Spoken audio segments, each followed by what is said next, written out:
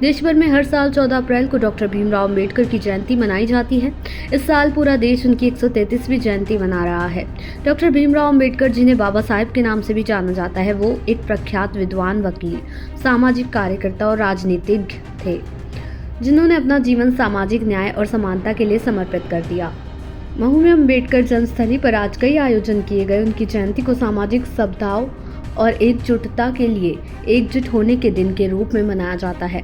Doctor Baba Saheb Ambedkar की जन्मस्थली महू में प्रतिवर्ष भीम महाकुंभ का आयोजन किया जाता है, जहां देश भर से बाबा साहेब अम्बेडकर के अनुयायी महू पहुंचते हैं और बाबा साहेब को याद करते हैं।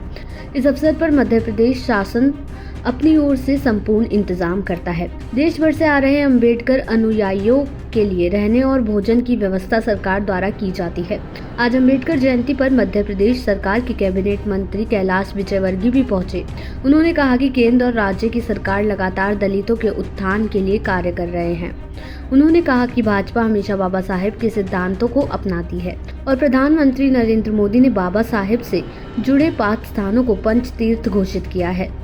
महू में भी जो स्मारक बनाया गया है, वो भाजपा शासन काल में ही बनाया गया था।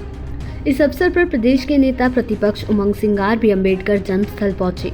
उन्होंने बाबा साहब की प्रतिमा पर माल्यार्पण किया और उन्होंने कहा कि प्रदेश में लगातार दलितों के साथ अत्याचार हो रहा है और सरकार को इस बात की चिंता नहीं है। उन्होंने कहा कि प्रदेश के मुख्यमंत्री डॉक्टर मोहन यादव को आज इतना भी समय नहीं था कि वो महू पहुंचकर बाबा साहेब के चरणों में पुष्प अर्पित कर सके।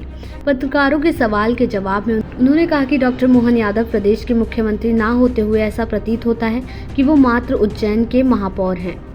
कि बाबा साहब का जन्म यहाँ हुआ और मुझे कहते हुए गर्व है।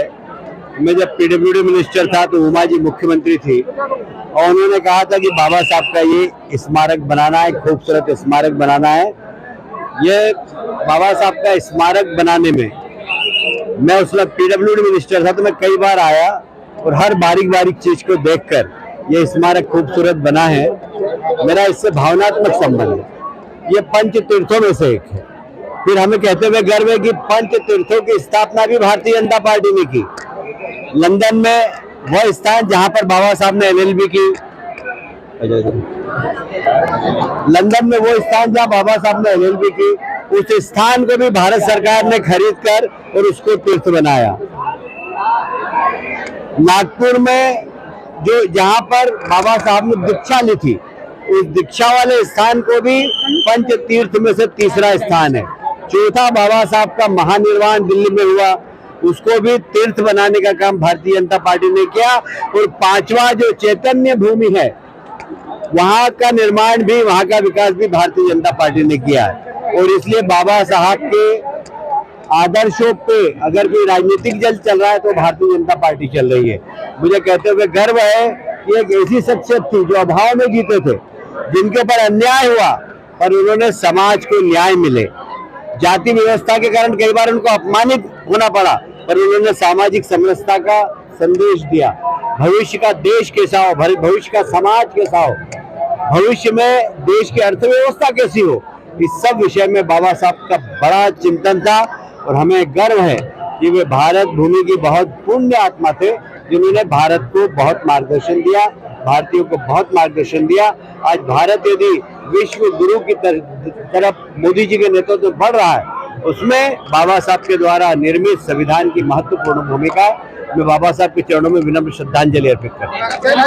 इस अवसर पर महू से विधायक और पूर्व कैबिनेट मंत्री उषा ठाकुर ने भी कहा कि ये हमारा सौभाग्य है कि बाबा साहेब का जन्म महू में हुआ है और हमारी सरकार लगातार प्रयास कर रही है। कोई भी दलित या शोषित व्यक्ति के साथ अत्याचार ना हो, उन्हें सारी सुविधाएं उपलब्ध हो।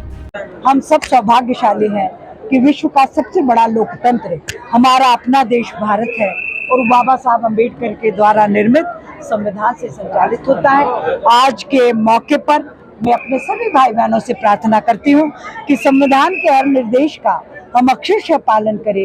एक अखंड भारत, एक सशक्त भारत, एक जगत गुरु भारत निर्मित करने में अपनी सारी ऊर्जा लगाएं, तन मन धन समर्पित करें।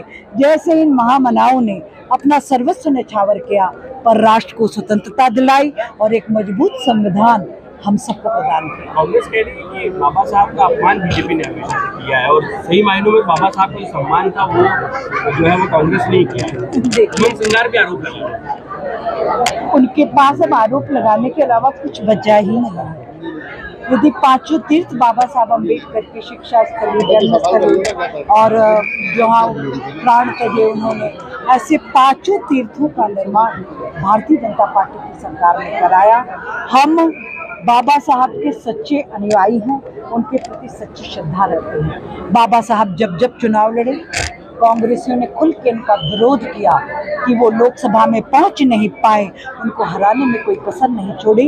यदि उनको जिताने के लिए काम किया तो हमारे जनसंघ के सारे अनुषांगिक संगठनों ने बाबा साहब के पीछे डटकर खड़े रहे और बाबा साहब अम्बेडकर संविधान निर्माता के रूप में हम सबका मार्गदर्शन कर पाए, ये हम सबका सौभाग्य है। देश दुनिया की ऐसी ही तमाम खबरों के लिए देखते रहें सहारा समय का डिजिटल प्लेटफॉर्म समय डिजिटल।